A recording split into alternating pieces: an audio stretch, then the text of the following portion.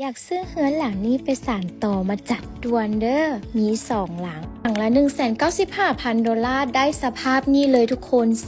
457ตารางเมตรรวมโอนให้เรียบร้อยแล้ว4ห้องนอน5ห้องน้ำปูกะโลให้ละนะบ้านเสียงด่าเมืองไซเสถาห่างจากทางอย่างใหญ่เพียงแต่400เมตรสำหรับคนใดที่ว่าอยากซื้อ 100% เฮ็ดแล้วเฮาก็มีราคาอีกราคาหนึ่งหลังใหม่มากันแล้วกันสำหรับอาซูซื้อในราคานี้แบบใดก็เฮ็ดเอาเองได้เลยนะจอดรถได้เกิน4คันอันนี้ก็จะเป็นห้องน้ำนอกเนาะกับห้องเก็บสางเครื่องอยู่ใต้คันไดทุกคนอากันเบิ่งออกอยู่เนาะอันนี้ก็จะเป็นสั้น2มี3ห้องนอนเด้อแล้วห้องนอนก็จะมีห้องน้ำติดโตของไผของมันบ่ต้องญาติน้ำไผทั้งนั้นเลย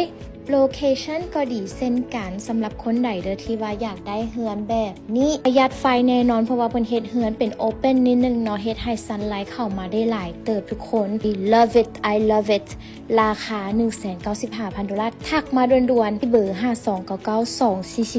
52992449มี2หลังมักหลังใดก็เอาหลังนั้นทักมาเด้อ